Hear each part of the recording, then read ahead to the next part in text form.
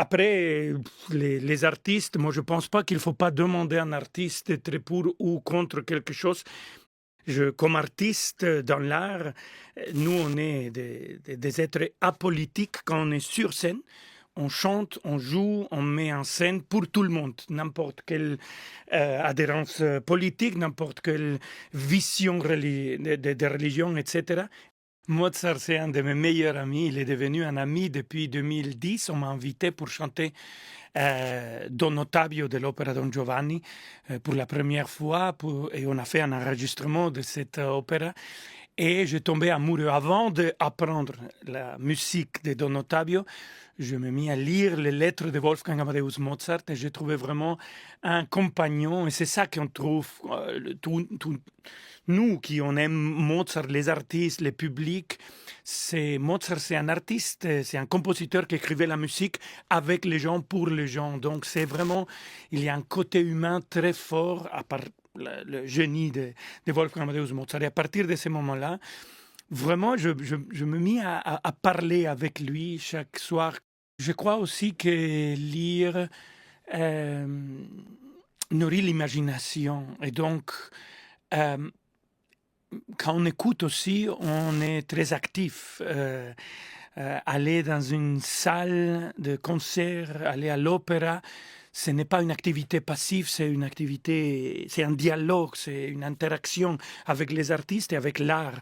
Euh, et aussi, comme chanteur, lire me permet d'aller dans cet petit espace qu'on a, nous, les interprètes, pour trouver une liberté. On nous donne tout, le rythme, la mélodie, le mot, la poésie, et aussi, il y a un chef d'orchestre et un metteur en scène qui nous indique c'est quoi la vision dramatique et c'est quoi la direction musicale. Et bon, dans tout ça, il y a le petit espace, le free will, où on peut ajouter notre individualité et cet petit espace devient plus grand, devient énorme si on est lecteur. L'artiste d'abord est une espèce de soldat de la partition du compositeur, mais une fois si on veut aller toucher les gens, si on veut créer cette pont entre la scène et le public, alors on doit enlever cette musique et la transformer en notre musique. Et à ce moment-là, on peut faire ce qu'on veut. On a une liberté, une créativité, que des fois, par exemple, ça va aller contre ce que le puriste ou le critique veut écouter. Mais l'importance, c'est que l'artiste prend la responsabilité d'avoir un message, de croire en ce message, à partir de l'approfondissement, de l'apprentissage de cette musique et de la vision du compositeur.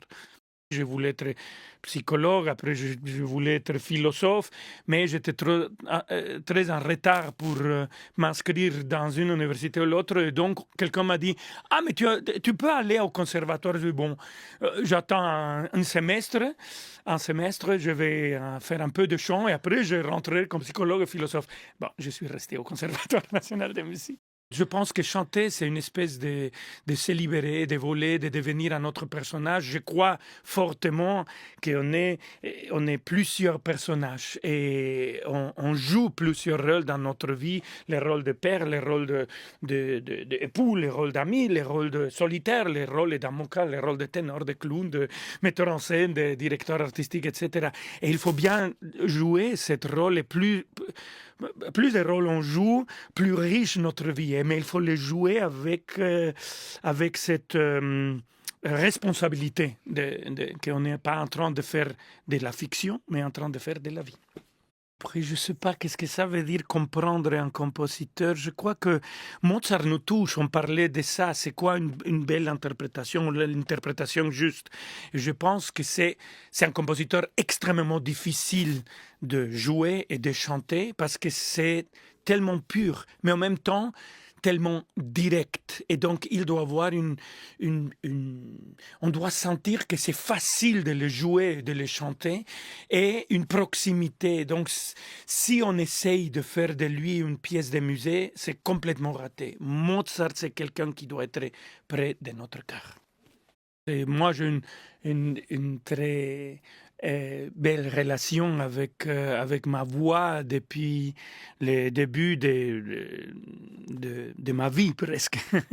Mais à 12 ans, quand je découvre le bonheur de chanter, de m'enfermer dans ma chambre et de chanter, c'était magnifique. Et cette relation avec cette voix, cet instrument qui, comme je disais tout à l'heure, me permet de voler, d'imaginer, de créer, d'ouvrir des portes et des fenêtres imaginaires pour me lancer dans des univers inconnus. Et après, heureusement, j'ai trouvé le chemin pour, j'espère, ouvrir ces portes et ces fenêtres pour d'autres gens, pour les gens pour lesquels je chante. Et elle ne m'a pas abandonné, elle est restée là, mais elle était blessée. Elle était malade, ma voix, et donc elle restait avec moi. Et cette voix blessée et malade m'a beaucoup appris. J'ai beaucoup appris, j'ai beaucoup découvert aussi grâce à cette voix. Des autres portes se sont ouvertes, des autres fenêtres se sont ouvertes. Et c'est grâce à toute cette période, il y a 11 ans, que je suis là où je veux être aujourd'hui avec ma belle voix.